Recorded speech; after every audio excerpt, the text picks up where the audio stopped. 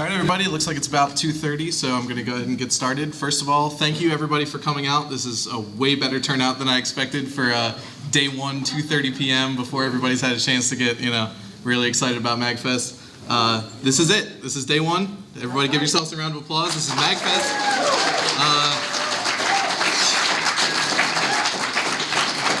A little bit about myself. I've been coming to MAGFest for the last 7, 8 years, however long it's been here at the Gaylord, and literally life-changing experiences. So when I saw an opportunity that I could do something to contribute to MAGFest, I jumped at the chance. So thank you all for coming out. Thank you all for making MAGFest awesome. And this is day one. So if I suck, you have a whole 3 days worth of content that's going to be awesome. So my name is Brian Marx. I'm local to this area. I'm in Baltimore, so about an hour away. I've been studying music theory pretty much since I was in high school, and it's just something I'm passionate about. I think it's really cool to understand how music works on a level that is more than like a surface understanding. Where you can find me, I don't really have a whole lot of social media, but I'm pedantic on the internet all the time. So if you see anyone being snarky on Reddit, it's probably me. That's how I get it done. Anyway. So what is music theory? That's probably why you all came here, right? Full disclosure, I'm not expecting you guys to memorize or internalize anything that I say here. Music theory is a huge, broad subject. You can have multiple college level courses on it. You can have a whole degree in music theory. So nothing that I say can give you a whole understanding, but I want to give you guys a ground level understanding of what's going on. I'm going to have some words that are in red. Those are vocabulary words. There will be a test at the end, so make sure you remember those. But a lot of these words you will have heard before, and if you're brand new to music, or if you've played an instrument for a while but you don't know anything about music theory, you might not know what a chord is. You might not know what a rhythm is. So we're starting off at the absolute base level fundamentals, and we're building up from there. Don't feel bad at all if you just don't get it immediately. Like I said, there's plenty of resources available. I'll have some links to those at the end if you want to delve deeper into these topics. So anyway, music theory is defined, this is Wikipedia by the way, is the study of the practices and possibilities of music. That sounds really exotic. So what does that actually mean? Practices, we're talking about what's come before, what previous music has done. It's important to know what older music's done because maybe you want to emulate a particular style, cop a particular feeling or mood from a piece that you like. Especially video game music, a lot of us have heard something and you're like, wow, that sounds heroic, that sounds awesome, and I really want to figure out why it works that way and understand it a little bit more. Practices covers everything that came before. Theory is based on what's called the common practice period for the most part, which is classical music, a bunch of white dudes who have been dead for centuries. But it trickles down because everything you know about music, most of us have been raised in a Western system. It's kind of based on those same principles of notes, chords, rhythms. So it's going to work out from there. Possibilities, on the other hand, we're looking forward. What is the future of music theory? This is what I find very exciting because sometimes you can be on the ground floor of something, you read some theory article and it's like talking about a new type of temperament that someone has developed. And then you can see people using that in the real world and see its application. It's opening new doors for discovery on music, and I think that's just awesome. That's why we're here, that's why we make music, that's why human beings love music, is to see what the next thing is. So I think it's cool. This is very important. If you forget anything that I say today, I want you to remember this. Music theory is descriptive, not prescriptive. What does this mean? So this is a term that's borrowed from other disciplines like linguistics or whatever. Basically, I'm saying that theory is not a set of rules that you need to follow when you're making music. It's not a set of rules that any music needs to follow. In fact, a lot of the music you love has broken 1,000 rules in the composition of that music. It's just guidelines. It tells you what's possible in music. It gives you a whole space. Music theorists are just describing phenomena. If they hear a cool sound, they want to give it a name, and that's why we call this a augmented ninth chord or whatever. It doesn't mean anything about how, when you're making music, you need to follow those guidelines. I just think that it's important to know that guidelines are not restrictive. A lot of newer musicians don't want to learn theory because they think it'll stifle their creativity. I think that is not true in the slightest. Learning a lot about a subject should make you feel good. Having more knowledge, more mastery about things that you love, that's always a good thing. So this slides nicely into why does theory matter. Music theory just helps you understand music better. When you listen to something, you want to know why it sounds the way that it does. You guys are all spending part of your day one here with me probably because you love music, and so do I. I listen to music all the time. I love making music, and I just want to know more about it. So that's why I studied music theory. So this will help us with composition. Composition is songwriting or making new pieces of music. It's important to know what parts of music work and don't work for the particular sound that you're going for. You can figure a lot of it out with trial and error, but it's a matter of time and understanding. A lot of people will tell you that a particular musician didn't know anything about music theory and they wrote amazing pieces. Like Jimi Hendrix didn't know anything about music theory and he's one of the best guitarists ever. He did know music theory, he just knew it from a perception of what he had learned and figured out himself on the instrument. So that is music theory too. It doesn't have to be formalized, it's your own understanding of how to make things. He used a lot of the same conventions of blues music that came before. So this is looking back at practices, and he knows that this particular type of scale sounds good over blues chords, and he absolutely destroyed it. So improvising, which is the act of spontaneously making music. So if you guys haven't heard, there's a jam clinic here at MAGFest. I stumbled into it a little bit drunk last year, and it was the best thing I've ever done. I strongly implore you, even if you don't play an instrument, just to go hang out and just see what they're up to. They will put up a lead sheet, and it's a bunch of people who have never played this music before, and they will figure it out on the spot, and it's beautiful to behold. It's really awesome. Anyway, improvising is making music that's not pre-prepared. Obviously, understanding theory will help you a lot there too. You'll know what a scale will sound like over a particular chord. You'll know why this melody works. All the best soloists that you've ever heard know a lot of theory, and they apply it when they play solos. Playing with others, even if you're not in an improvisational setting, just if you're playing with other musicians, knowing music theory really, really helps because they'll know what you're talking about. The reason these things have names, the reason these concepts have words, is so you can talk to somebody else about it. If you're playing with musicians and they say, okay, we're all coming in on the end of 4, what does that mean? If you don't know anything about rhythm theory, then you would have no clue what that means and you wouldn't be able to follow their instruction. Or we're going to hold it out a little bit more on the dominant. What is the dominant? You might not know. If you don't understand that, don't worry, I'm going to get to it. Some of you look a little confused. So, musicians will talk to each other in the language of music, and knowing your theory helps make all that make a lot more sense, and it helps you contribute to the making of music with other people as well.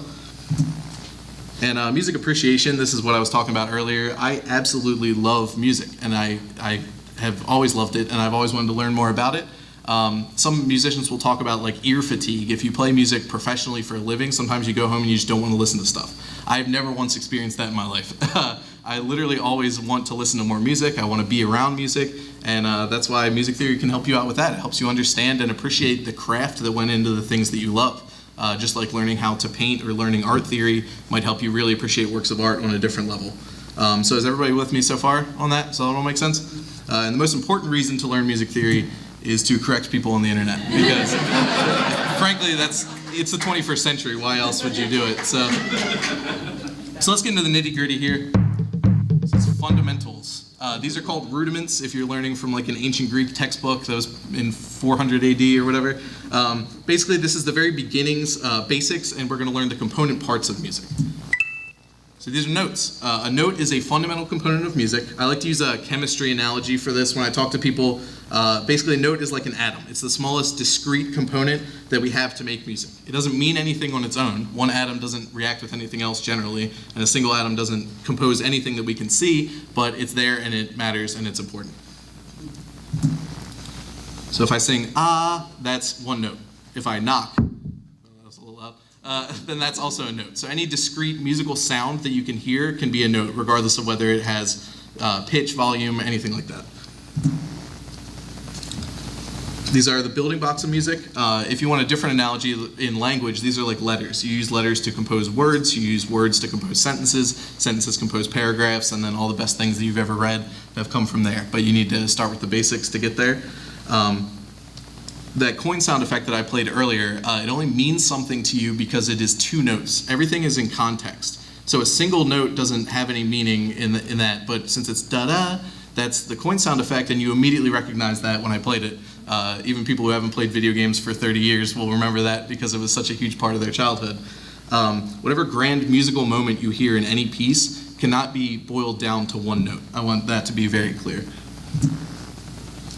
Notes can be measured in a couple different ways. We have pitch. It has timbre, which is a word pronounced timbre, not timber, and don't ask me why. And it has duration. Let's take a look at each one of these individually. So pitch describes how high or low a note is. You've probably heard that type of expression before, even outside of music. Like, this is a high-pitched squealing noise coming from my car, so I should probably take it in. Or it's a low droning sound or anything like that. So I'm not going to get deep into this because acoustics is its own thing, but the reason we hear pitch is because our brains will determine the frequency of a sound wave and then interpret it as a pitch. So all you really need to know is that sound's a wave, and then the faster the wave moves, the higher the pitch of the sound. And we measure that in hertz. That's a numerical thing. So if you have a higher pitched note, that will have a higher number in hertz value. All right, so listen to this example real quick. This is from Chrono Trigger, best game ever. So every note that was played there had the same duration. They all lasted the same amount of time. They had the same timbre, which means you could tell they were played by the same type of instrument, or synth in this case, but they all had different pitches. So it spans a whole vertical stretch of sound because the pitch was different. In music, we use letter names to describe the pitch of notes. That's just a convention from Western music. Many of you have heard somebody call a note, this is C, or this is an A, or this is an F sharp, or whatever. That refers to the pitch of the note. So whenever you hear a letter name, that is referring to pitch and not any of the other aspects of a note. To keep it from getting unwieldy, we limited it. There are only 7 letter names for notes in Western music. So we go A, B, C, D, E, F, G, and then we repeat. The next note up from that G is also an A. And that next A will have double the frequency of the first A. This is a very important concept. We call it octave equivalence. So who knows what an octave is? I don't know much, but I know it's like a span of 8 notes. Yeah, oct is the root word there. So an octave is, once you go up 8 notes, there's 7 letter names, and then the next one is the same as the first. So in a lot of music systems around the world, even the ones that don't use the same note system as us, or the ones that don't use the same chords as us, or that have developed completely independently from all the European stuff, it's an innately human thing to understand that an octave is the same thing, which I think is really cool. So each time you go up 7 letters, you get the same name, and it's the same type of note. Just remember that. All right, so we're going on to timbre. Timbre is, like I said, a weirdly pronounced word here. There's lots of words that people use to describe timbre. It's kind of a very subjective experience. You hear something, then you might not hear the same type of timbre as everybody else. People call this tone, or tone color, or tone quality. Basically, we're saying what makes this sound different from some other type of sound. If you play 2 different instruments and you play the same pitch on each one, they will sound different, right? That's pretty understandable. Or if I sing a note and you match that note on piano, my voice does not sound anything like that piano, and it's definitely not in tune either. So listen to this example.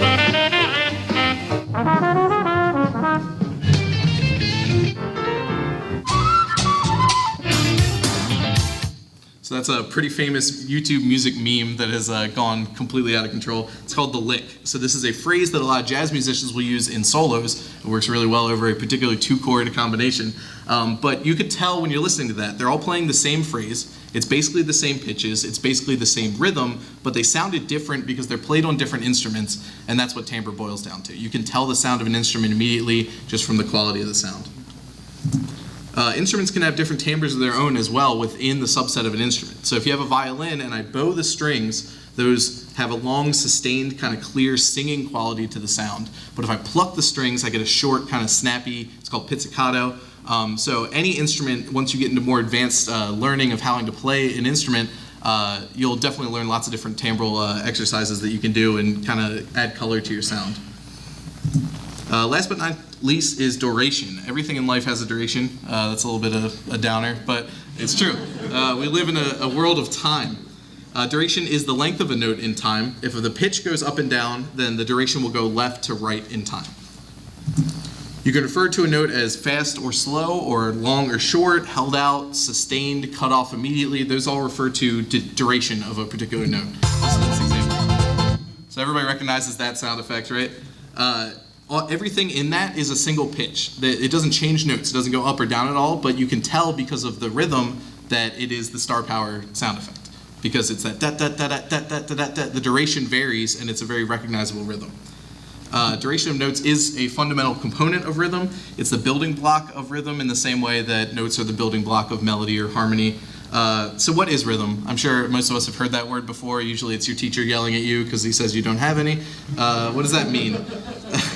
Rhythm is the word that we use to describe how we arrange music through time. Music's a temporal medium. Unlike a piece of art, which is static, it's put on the wall and then you look at it and it doesn't change. Excuse me. music does change over time. We listen to music and it's an experience from start to finish, and rhythm is how we kind of arrange the beats within that time. So is the whole thing fast or slow? Are the notes evenly spaced? Are they jagged? Is there some kind of like recognizable rhythm like that star power one we played earlier? There's a ton that can be changed with rhythm. There's a huge difference between the same thing that's played very, very fast and very, very slow. Or you change the duration of one note in the middle and all of a sudden the whole thing sounds different. Entire genres of music are defined by characteristic rhythms sometimes. Like if you listen to reggae, there's that upbeat guitar hit. It kind of has that like staggered sound effect. Or if you listen to electronic dance music, they will always have this like strong 4-on-the-4 bass drum pulse, and that kind of keeps you grounded and keeps the beat moving. So a lot of different things will go into the mood of a piece, but rhythm is really overlooked. I kind of want to emphasize this. People will scour the internet, especially when you're new to theory. You get kind of entranced by the concept of like, oh, this chord sounds really cool. I'm going to add a bunch of notes to this, or I learned this new scale and I want this to sound awesome, or you want a particular mysterious mood, but you can do so much with just rhythm. You can keep the same 2 notes and just vary the rhythm over and over again, and you can tell an entire story with just that. So it's important to give rhythm the kind of respect that it deserves in that respect. Let's compare these 2 examples here. So. All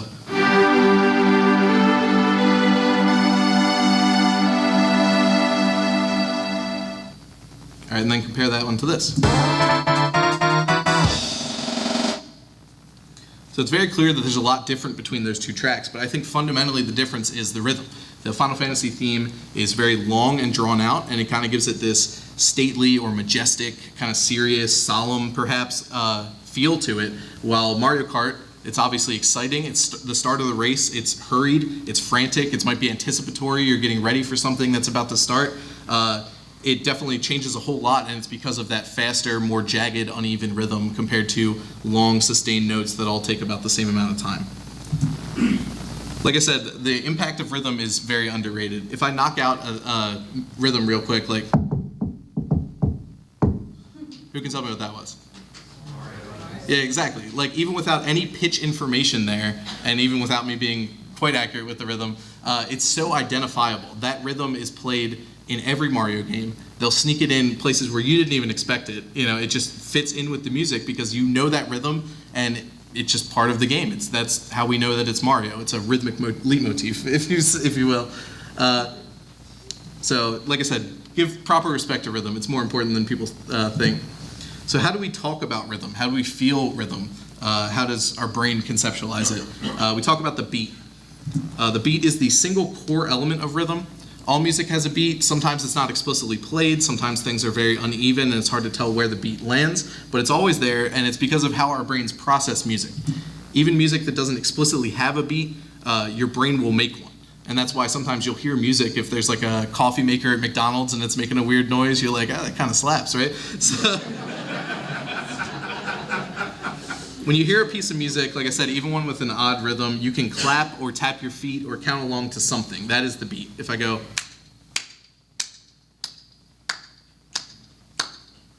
you can hear that. And most of us hear that in groups of 4 because we've all been raised in this Western system that's privileged 4/4. But it's a steady beat. If you took an elementary school music class, I'm sure you had to do exactly that. So it's a repressed memory for most of us. We represent the normal beat level with a quarter note. That's what that's called. And we either cut or multiply or divide that to get different beat levels. Let's take a look at this. So like I said, a quarter note is worth 1 beat unit. So when we're thinking about that, this is just 1. It's just the normal. And that note with the stem, I'm sure even if you don't know how to read music, you've seen that before. That represents a quarter note. Now we can see that this is a half note. This is twice as long as a normal quarter note. It doesn't have the note head filled in, but it still has a stem. That's how you know it's a half note. It's worth twice as much as a quarter note. Makes sense?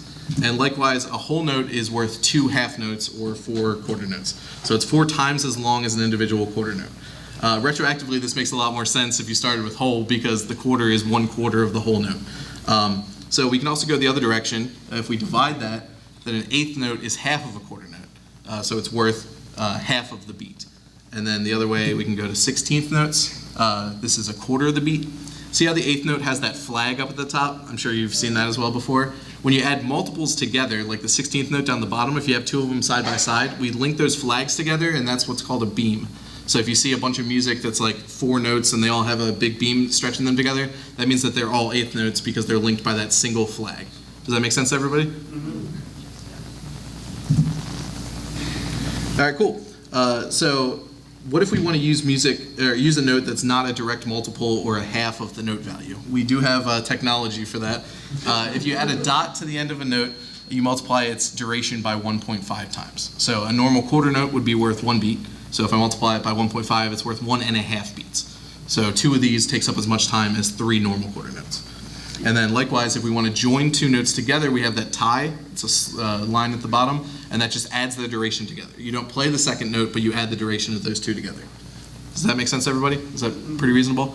What's cool is between the normal note values that we have and these dots and ties, you can really you have a lot of control over how long the note is. So it doesn't have to be an even multiple of 2. If you make your music with lots of subdivisions that are very, very even multiples of 2, then it can sound kind of samey, but you can mix up dots, you can mix up tied notes, and you can really get a lot of control over that. So what is next? What does rhythm form within the measure? This is called meter. So meter is the pattern of musical beats that we have within a measure. And then measure refers to a collection of beats that are heard as a unit. So this is kind of a circular definition. I don't really like this very much, but hopefully I can elucidate. So most music is in these common meters. There's tons of different meters in existence, but a huge chunk of what you listen to is going to be in one of these. These are what's called simple meters. So it's a time signature is that kind of numerical fraction looking thing. The top number will tell you how many beats are in the measure, and the bottom number will tell you which subdivision represents the beat. So right now we have 4/4. This is the most common one. There's an astonishing percentage of music that's just made in 4/4. So we have 4 beats in each measure. So that would be 1, 2, 3, 4. And they're evenly spaced within the measure. Likewise, 3/4 is just the same. There's a quarter note that counts as the beat, so that same symbol of a quarter note will represent 1 beat, but there's only 3 of them in a bar this time. So that's 1, 2, 3. And then you have 2/4, which is kind of a march feel. It sounds like militaristic. It's 1, 2, 1, 2. The 3/4 is usually used for like waltzes and things like that. If you know like Rosalina's Galaxy theme, that's like it's a waltz, so it has that 3/4 time signature. So we get a little more complex. This is what's called a compound meter. Here we go. Yep. Yeah, I wanted to go into this because this is very confusing. A lot of people don't understand why this number is different from 3/4. If you learn how to simplify fractions, it seems really easy. We can just chop that in half, and then we have 3/4. But it's not the same at all. Yep. So if we look at what we learned earlier, we see that the bottom note, that'll tell you the 8th note will be the beat, so that counts as 1 beat, and then the top will be, you get 6 of them in a bar, right? It's not quite that simple. We do have 8th note count to the measure, so there will be, you're counting 8th notes, and there are 6 of them in a measure, but they're felt in 2 groups of 3. So when you have the numerator that's like divisible by 3, you can usually tell that that means that this is a compound meter. So I have a good example of this. So this music is in 3/4. You can kind of count along. 1, 2, 3. 1, 2, 1, 2, 3.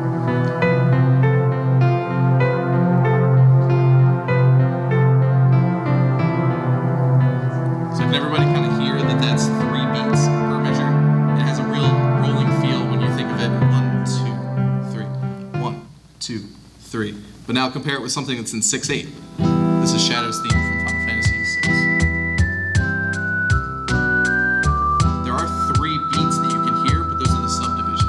It's actually 1, 2, 1, 2, 1, 2, 1, 2. See how it has that march feel that I was talking about earlier? It's very like military sounding. So that's the difference between a simple and a compound meter, is how many of those subdivisions you can fit within. So you can basically think of 6/8 as 2/4, but you have 3 subdivisions per beat instead. Does that make sense to everybody? And then likewise, if you wanted to do 9/8, for instance, would be 3/4, but each beat would be divided in 3. So you'd have 1, 2, 3, 1, 2, 3, 1, 2, 3 as the subdivision. Does that make sense? So this is another important part about rhythm. This is metric accent. This has a very strong, driving, like, 4-note rhythm.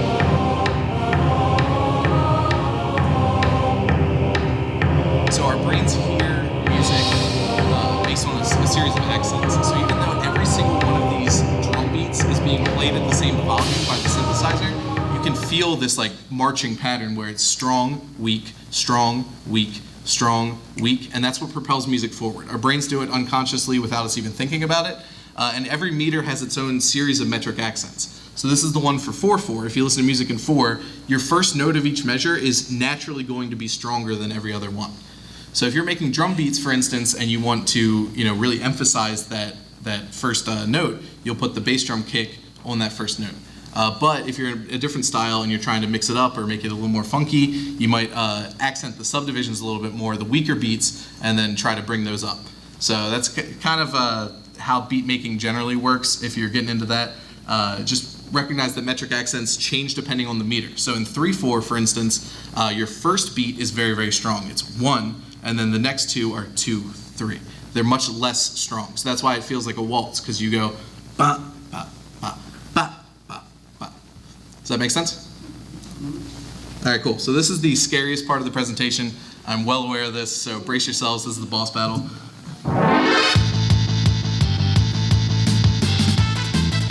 So believe me, I understand. The musical staff is very intimidating if you're super new to music. A lot of people will get into learning an instrument and just be like, fuck it, I'm not doing it. So when I started to play music and I started to get into it, I learned guitar. That's my main instrument, and I learned via tab. And I very quickly realized that you're light years behind everybody else who has studied music for ages, and you really need to kind of put your nose to the grindstone. So I'm not going to go super deep into notation here because there's obviously a ton of material on that, but I want people to not be blindsided when they see a musical staff. So I'm going to try to help you out. So the staff is how we visualize music on the page. A lot of the conventions of staff notation are kind of archaic and old, so don't feel bad if you look at it and you're like, well, why is it like this? It doesn't make any sense. It doesn't make any sense. Yeah, it's been there for 4 centuries or whatever, so yeah, don't feel bad about that. There are other ways to read music besides staff notation. It's not the only way by any means. Like I talked about tab earlier, that's for string players. It'll literally just tell you this string at this fret, and it tells you to play that note. It's more instruction than it is notation, right? But that's a viable way to learn how to learn a piece of music, right? There's also piano roll notation, which a lot of electronic dance music composers will use. It's literally on your screen. It just rolls out a whole piano, and then you can input notes space by space. That's a lot easier when you're writing that type of music than learning staff notation. It's a viable alternative. And I want to stress that this is not necessary at all to call yourself a musician if you don't know, if you don't know how to read music. That does not exclude you at all. There's already a ton of imposter syndrome that goes on with music. People are like, well, I've been playing for 10 years, but I don't even consider myself a musician. People are like, well, I don't know how to play with other people, so that doesn't count. That's all bullshit, let's be honest. If you play music and you love music, you are a musician. So knowing how to read music does not exclude you in any sense. That being said, it does definitely help. Every music theory resource that you find will use staff notation. So if you're trying to learn new things, it's very good to be able to read music because you can look at something and understand why it is the way that it is. If you're playing with other people, they'll usually hand you sheet music notation, so it's really good to know how to read that. Speaking personally from experience, I regret every day that I didn't learn how to read music earlier, because the years that I put it off, I was like, I don't want to do this. It's a thing that takes mastery. The more you do it, the better you get at it, especially sight reading. That's a very weak part of my musical repertoire. If you don't do it, then you'll never get better at it. So if you want to learn how to do this, if it does appeal to you, then I recommend starting as soon as possible. And I'm going to try to make it easier for you. I'm going to at least explain how the staff works. So let's take a look at that. This is the staff, the scariest thing in music. It is 5 parallel lines on a blank page. The analogy that I like to use when I describe this to people is the coordinate plane. We all took middle school mathematics probably. It's our old friend, the Cartesian Plane. So we have 2 axes here. Basically, the y-axis is pitch. So as you go up, the pitch increases, and as you go down, the pitch decreases. And the x-axis is time. We read right to left like we read written, language. And it's the same with music. So whatever's further to the left on the page comes before what's on the right. So you just read it like a graph. All right. So what is this squiggly boy? This is that's the technical definition for it. Is squiggly boy. Yeah. I didn't edit Wikipedia to make that say that. Anyway, yeah. This is called a clef. Somebody said treble clef earlier. A clef is sort of like a code that tells you what lines correspond to what notes. So those 5 parallel lines on the screen did not mean anything until you add a clef that tells you where the notes go, basically. There's 2 common clefs. We got the treble clef, which is called the G clef. This is used for higher pitched instruments, the right hand of piano. If you read piano music, you'll have both clefs on the page, usually, to tell you what to do with both of your hands. And then there's the bass clef, called the F clef. It's used for all the lower pitched instruments and the left hand of the piano. Does that make sense to everybody? And then there's this guy. We don't talk about that guy. If you play viola, my apologies. I apologize, they're rare, they get to have their moment. Yeah, and they carry enough internalized shame, so. So we got the treble clef here. Remember how I said this was also called the G clef? So literally, there's some old-timey looking G that over centuries has morphed into this abomination of a symbol, right? You can kind of see the resemblance a little bit, and then when you get to like the modern G, it doesn't look anything like it. I like to compare it to the Disney logo. That first D does not look anything like a D, and I would not fault you for calling this Gizny, but that's what it is. So hopefully this will help you remember that symbol means G. And it means G because see where the circular part of the treble clef is? It's looped around that second line from the bottom, and it's literally pointing to that line and telling you this is G. So whenever you see treble clef, that second line from the bottom is a G, regardless. And then the same thing with the bass clef. There was an ancient Italian guy 4 centuries ago, and he wrote an F, and then it got corrupted and became this horrible thing. Same deal. Whoops. So yeah, the bass clef looks like an F, and where those 2 dots are, those are both sides of that line. That line right there is the note F. So if you're reading bass clef music, then you know that those dots surround the F note. So here we got the staff. We'll stick with treble clef for now because more people read this in general. So that means that because this is a treble clef and it's the G clef, we know that this note here is the note G. And then where do we go from here? So the next space up, you measure line, then space, then line, then space, and you alternate. So the next space up is the note A, because remember we only have A to G, and then when you go from a G, the next note up will be another A. And then like that, we can just go up the rest of the staff, all the way up to the top, and that space that's above the staff is the next G in the next octave. And likewise, we can kind of go down, you count backwards from G, so the space below the G is an F, the line below that F is an E, and then the space below that is a D. Does that make sense to everybody? Yeah. Like I said, we're real brief. I'm not trying to expect everybody to memorize staff notation immediately because it does take you a long time to learn how to read this and read it quickly. Same as when you were learning how to read English. You didn't look at a word and immediately know what it meant. You sometimes have to sound it out. You sometimes have to count the letters, and like understand parts of the word. Don't ever feel any shame about doing that.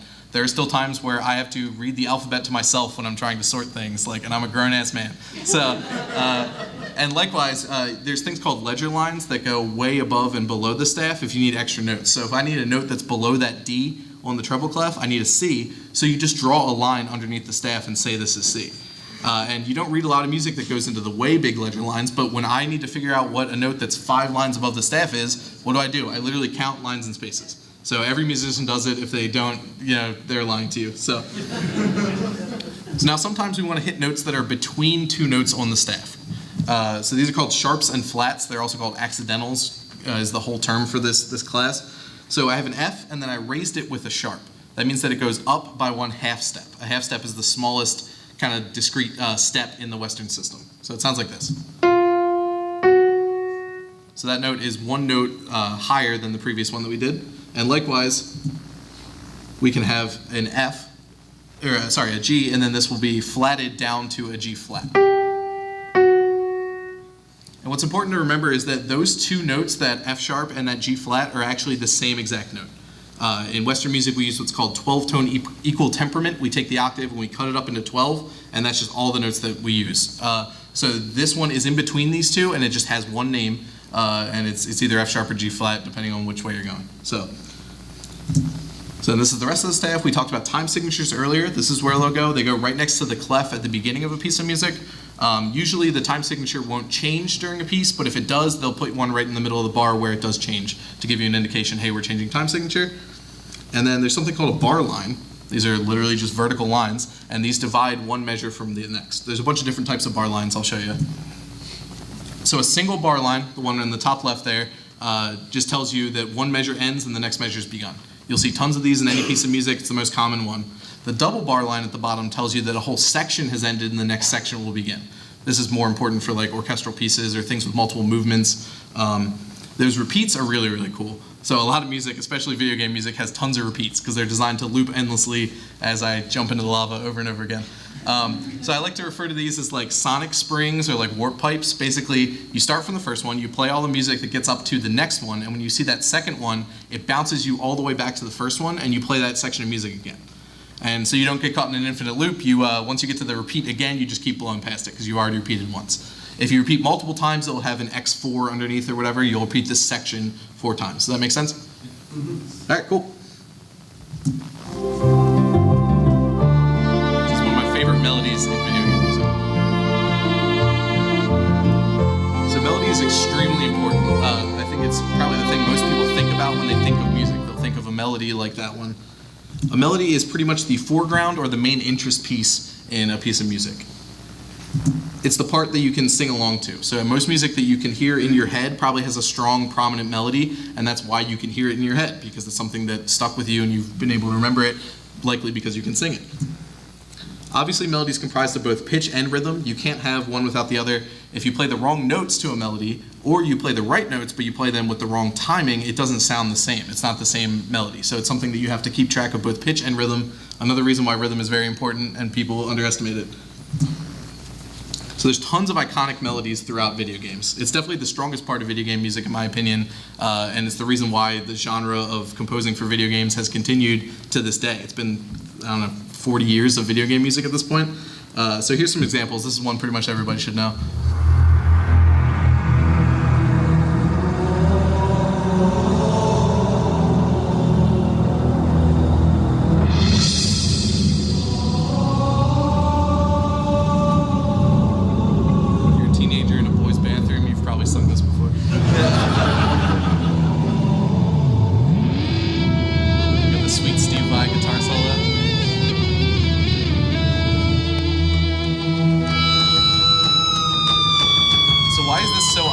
Why do we remember this, and why do we remember Halo 2 by this music?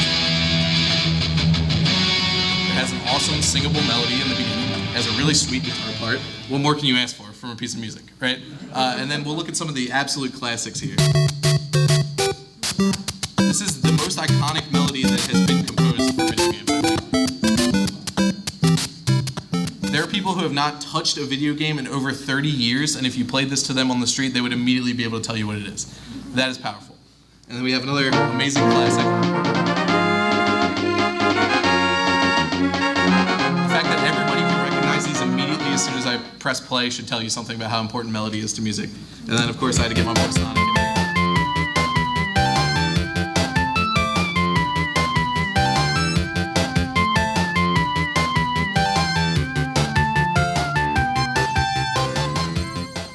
Like I said, I'm gonna, I don't want to harp too much on one point, but like this music defined the concept of what music for video games could be.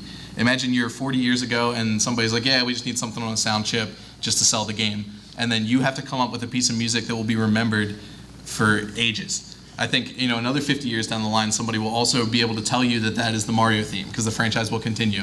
It's very powerful, and melody is incredibly powerful. Any song that you like probably has a very strong singable melody, and that's super important. If you think about it, right now, we're at MAGFest. This is a celebration of music and gaming culture. This whole event would not be here if it wasn't for the work of these composers. So give them a round of applause.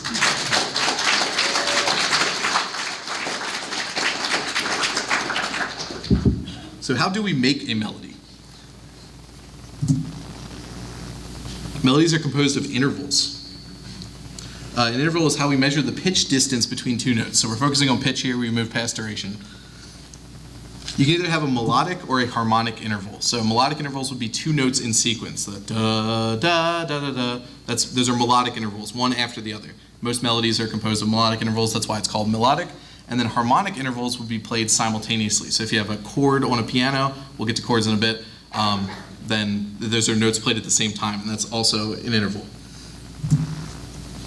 Remember how you talked about half steps earlier when we were talking about sharps and flats? So you measure an interval by the distance of half steps or whole steps. A whole step is just 2 half steps. So if you look on a piano keyboard, then the notes that are right next to each other, whether they're black or white keys, those are adjacent, those will be a half step, and the distance between, if you skip one, that will be a whole step. Does that make sense?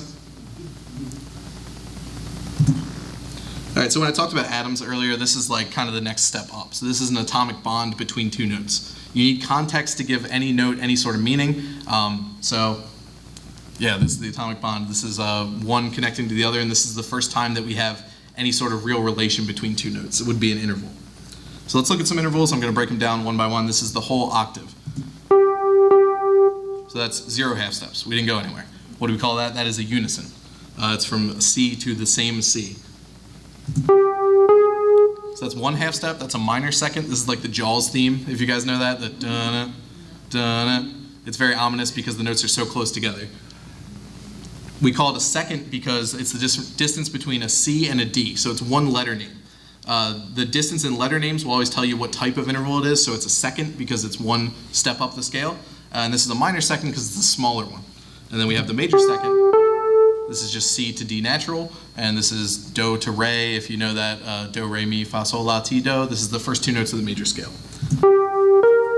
This is a minor third. Like I said, it's the distance between C and E, so you have 2 letter names that you're changing, and it's an E flat, so that's why we call it a minor third. This is the major third, the first 2 notes of the major chord. This is a very important interval, C to E. This is the perfect fourth. This is the notes of like the wedding march, Here Comes the Bride, so that's how I try to remember that. Perfect fourth. We call these perfect because the 4th and 5th are the most consonant intervals in terms of ratio. So they're perfect and not major or minor. They just are what they are. This is the tritone. This is the coolest one. I listen to a lot of metal music. So this is an augmented 4th or a diminished 5th. It's called a tritone because it evenly divides the octave right in half. So it's the distance, 6 half steps takes you to this, and then 6 more half steps will take you to the next octave up. So it's the 3rd note in the middle, so that's why it's tritone. This was like the devil's interval, if you've heard that. It just sounds really spooky, so that's why people use it a lot. This is the perfect 5th. This is the Star Wars theme, if you guys have heard that. Minor 6th, this is C to A, but it's A flat, so it's a minor. And then major 6th.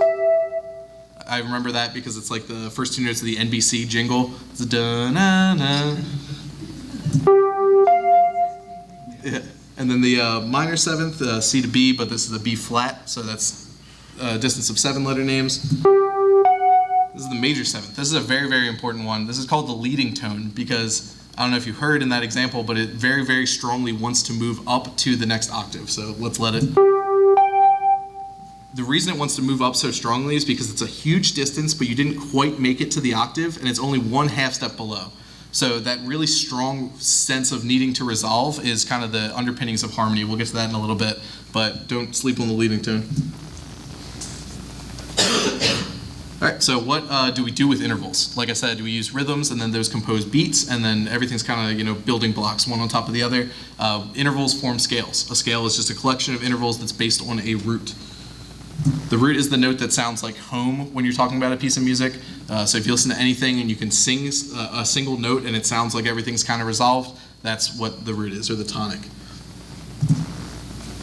You can build a scale on any root. There's nothing that privileges one to the other. A lot of people will start with C because C major is just all of the white notes on a piano. That's like the easiest one. You don't have to worry about sharps and flats, but really you can start on any one, and there's no reason to privilege one over another.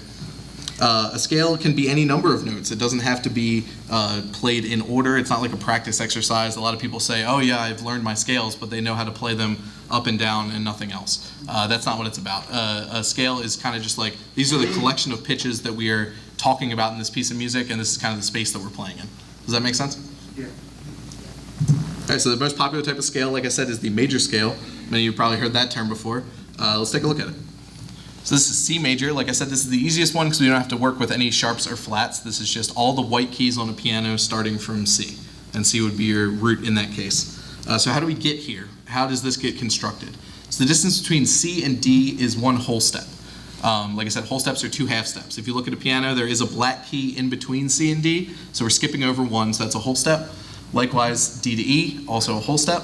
But between E and F, there is no black key. They're just side by side. They're as close as they can be. They're as close as we need them to be. So that is a half step right there. From F to G, we have a whole step. From G to A, we have another whole step. A to B is a whole step. And then, like I said, the leading tone, B, is right next to C. It's only a half step apart, so you only have a half step at the end. So this formula basically tells us how to build a major scale.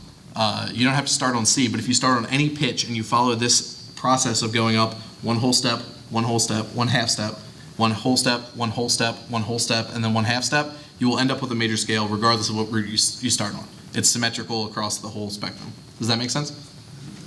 So this is a different way that we can let me play it for you first, because you gotta hear it. Yeah, that's just everybody's heard that before, whether you watched Sound of Music as a kid or not. So yeah, like I said, there's a different way that we can conceptualize this, because you don't want to have to count from the root every time you want to build a major scale. That would kind of waste a lot of time. So we can talk about the intervals from the root. So C to D is a major second. That's 2 half steps. And then C to E is a major third. That's why it's called a major third, because it's the one that's in the major scale. C to F is the perfect fourth. C to G is a perfect fifth. C to A is a major sixth. C to B is a major seventh. And then, of course, C to C is the octave. So this makes a lot more sense to me. When I was learning how to read music and everything, this made a lot more sense, because you can see these intervals are called major intervals because they're part of the major scale. So when you're building from a root, you go up a major second, and then a major third, and then the perfect fourth and fifth, because they're in most scales, and then a major sixth. So if you're just looking at all the intervals and they're called major, it's very easy to see why this is how we build a major scale, because you just pick all the major ones. And likewise, when you're learning other scales, which I'm not going to get into today, but there's a lot more advanced theory with different scales, and you can very easily see how they relate to major by comparing the intervals. So if I have major, but I take that third, sixth, and seventh degree and I make them minor intervals instead of major ones, then I have a minor scale. And I think that makes a lot more sense, just counting up from the root.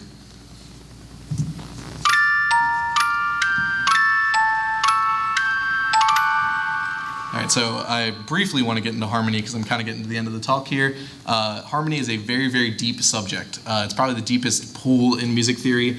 There's multiple 500-plus page textbooks that are written on music theory and harmony specifically, and I have a lot of those at my house. But yeah, I just want to start with beginners, and I don't want to get super deep, but we're going to start with harmony. So harmony is what happens when you play 2 notes at once. It's a lot more complicated than that, but I'm going to boil it down to that. Certain notes will sound good together when they're played at the same time, and certain notes will sound bad. And that's a very simplistic definition, but you can have more complex flavors than good or bad. You can have a stack of notes that sounds like curious when it's all played together, or a stack of notes that sounds spicy. This is why harmony is really exciting, because you can get into some really kind of weird soundscapes that you wouldn't be able to get to unless you're stacking multiple sounds on top of each other. So if we think about melody as a horizontal in time, on the x-axis on that pitch, or on that coordinate plane, excuse me, pitch goes vertical and melody would be played harmonically through time. Harmony would be the vertical aspect. If you have multiple notes that are sounding at the same time, then that counts as harmony. If you take a snapshot of any one particular moment in a piece and you isolate what each instrument's playing, what each note is, that'll tell you about the harmony. Does that make sense? All right, sometimes people will talk about an individual harmony part, like they're singing a harmony along with something. What they mean is that they're singing a different part that is subservient to the main melody. It's not what you hear, but it adds to the whole color of the piece.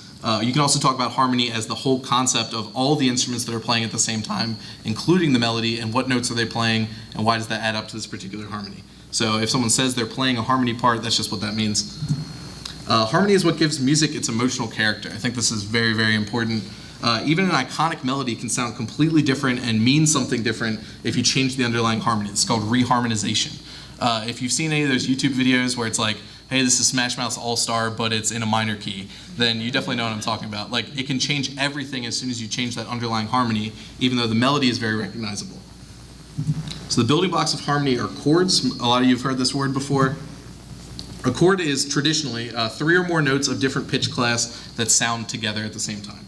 I don't like this definition because a lot of the music we listen to today is based on rock, blues, punk, or metal, as a subgenre.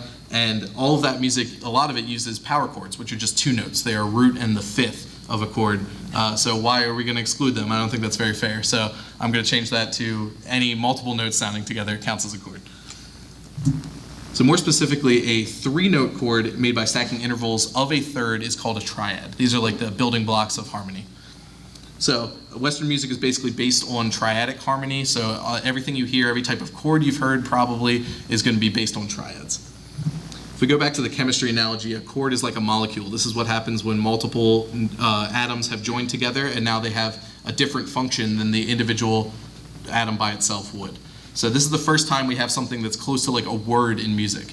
A note on its own doesn't mean anything. An interval on its own doesn't mean anything, but once we have a chord, you can definitively say that like a major chord has a sound. It has its own character independent of what else is around it.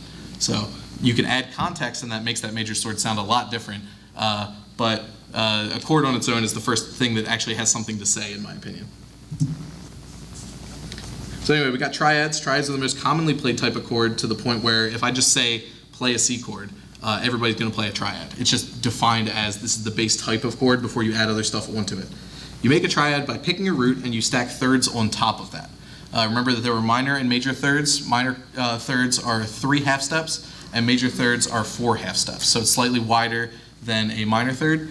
We're trying to get to the perfect fifth because that's a really good sound and it makes the chord sound stable. So how do we get there with 3s and 4s? We have to have 1 major third and 1 minor third in some order to add up to 7. Does that make sense? So if we want a major chord, we start with a major third and then add a minor third on top of that to get to the perfect fifth. So that's why we call it a major third, because its first third is the most important one, and that is a major third. And likewise with minor, you would start with a minor third. Whatever the chord's third is, that's why we call it the name. A chord with a major third is major, blah, blah, blah.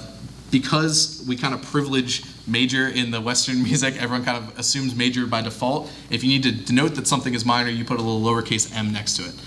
Or a minus symbol would also be acceptable. A lot of people will refer to that as minor. So those are major chords from the Grudo Valley theme, just strummed repeatedly. It starts with a root, a major third, and a perfect fifth. And likewise, we got minor third, minor chords, and a root, a minor third, and a perfect fifth. So you could hopefully tell the difference between those two sounds just because of that one note being changed. So they have the same fifth and the same root, it's just you change the third. It's both of them back to back so you can experience it. All right, cool.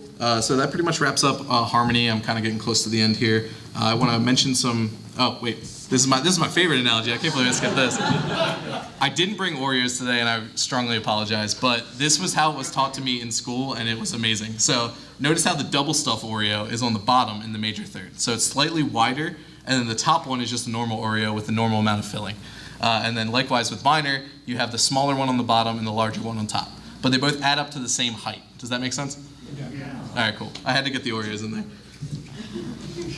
So that wraps everything up. I want to mention some additional resources because, like I said, what you heard today is not going to, ingrain in your brain forever, and it's not going to last that long.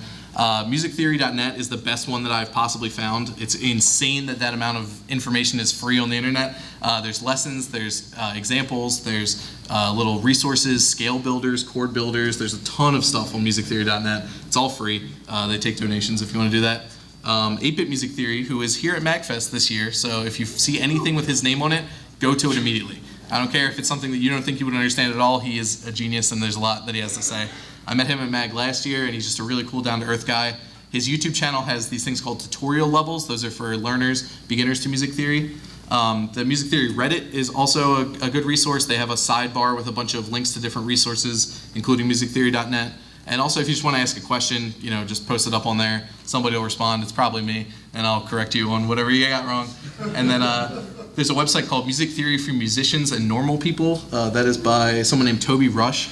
And basically, they are these one-page posters that will tell you about one concept. So if you click on the one that says rhythm, it'll be a whole poster, and you can just read top to bottom about rhythm. And you can buy printouts of those posters as well from there. So. So that pretty much wraps it up. We have a little bit of time left for questions, it looks like. So if anybody has a question, if you want to raise your hand, you right back there? Yeah.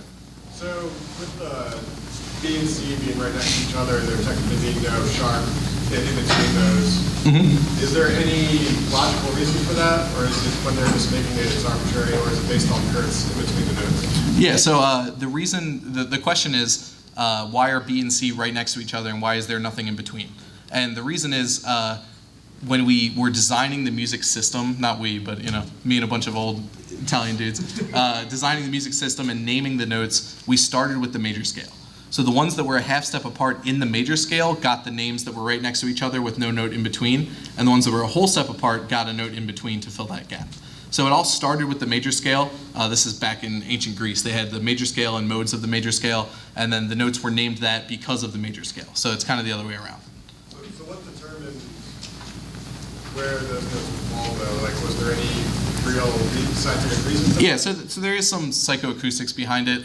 The major scale sounds good to us because the intervals have a pleasing frequency ratio. When you listen to something, your brain kind of internalizes it, and the notes that are a good ratio apart, like a double is an octave, or 3 to 2 is the perfect fifth. So those sounded good, and then that started the major scale from there. So we picked all the intervals that sounded good, and then because they sounded good, we named the notes that. So it kind of starts with the major scale and works out from there. Hey. So I recently did a brief music production class, and they were talking about like, hey, here's how to make a chord progression, and they were just doing it like just do some random numbers. So they pick a scale and then 1, 2, 3, 4, 5, 6, 7, make a couple notes. But then came back and said primarily most music you've heard is using let's say with C major 1, 4, 5, and 6, C, F, G, and A. Yeah. But my question is, like, if that is what sounds good, but then A minor contains the same exact keys on a keyboard as C major, why can't you use 2 and 3 and 7? Yeah. So the question is, just make sure I got it. So the question is, when you learn about chord progressions, a lot of people will tell you that the chords that work best within a scale would be the 1, 4, 5, and 6. And when you talk about a minor scale, it has exactly the same notes as the parent major scale, right? Yeah. So this concept is called modes, so I'm not going to get super into it. But basically, even though they have the same exact 7 notes, what note sounds like home is different. Oh. So in a minor scale, it'll sound like you want to resolve back to that A, right? That's the A minor scale, even though it has all the same notes as C. And the way you build your chord progression kind of points back to that. Okay. I didn't get too much into functional harmony. I didn't have a whole lot of time. But there are certain chords that point to other chords. And you'll use those to point back to the root. And that's generally how you make a chord progression sound like it belongs in that key. So, and you can also play with that because they use the same exact 7 notes. You can go back and forth between C major and A minor very easily. Like the first 2 chords of Hallelujah, if you guys know that song, it's C major, and then it goes to A minor. And they just alternate back and forth. And then over the course of the song, some parts sound, happier and some parts sound sadder because they're playing with that space where these chords belong to both scales. So, does that make sense? Yes. Cool. Hey, how's it going? Going fine. This has been pretty enlightening. Thank you. Do you know of any resources to learn non-Western styles of music with the Western notation, or is it usually you have to figure out what their notation is? And generally there is a lot of information in the Western notation because we like to take other cultures' things and then make it our own. So you can generally, if you look up any notation for whatever particular style that you're looking into, you will be able to find stuff that's in the Western notation, but it's slightly less authentic, you know what I mean? A lot of it has to kind of be pushed and shoved into our notation system. Like Arabic music has these maqams, which are like scales, but they're not quite scales, and there's rules about which notes you play one after another and sequencing and things like that, that we don't have parallels for those concepts in music. We just say, this is the scale, pick the notes. So it's generally easier to learn from a primary source than a secondary source, I would say. You in the back? Yeah. How does music theory contend with more recent and bizarre styles of production where you've got samples sort of intruding into music or things that can't be written down on paper? So this is actually very cool. The question was, how does music theory contend with newer developments in music, like electronic music, right? Well, kind of that. You ever listen to the national anthem by Radiohead, where there's all these weird little orchestra stings and electronic sound effects kind of randomly thrown in, and it's not something you can write down easily? Yeah, so there would be additional sound effects or electronic produced noises that are not able to be written by notation, is what you're saying, right? Yeah. Yeah, so This goes back to music theory being descriptive, not prescriptive. So I'm not telling you what to do with theory, and if theory hasn't caught up to a particular aspect of what people are making in music, it very quickly will, because people are studying this stuff all the time. So things like that are more sound or texturally based would not be written on the notation, because that's not necessary information when you're putting it on the page, but it's definitely very necessary to the production of the music. So that's more about performance versus notation. So probably only got space for one more. So you were in the front. I want you to elaborate on that. I'd say if Tchaikovsky could learn how to score cannons, you can put anything in sheet music. Yeah, that's also very true. I've seen some non-traditional notation that will literally specify, like, have a square wave synthesizer start at this parameter, and then as you go over the measure, turn it up to X parameter, right? So you can be very, very specific within normal notation, and there's a lot of flexibility to it. So, all right, so everybody, thank you for coming out. I really do appreciate it.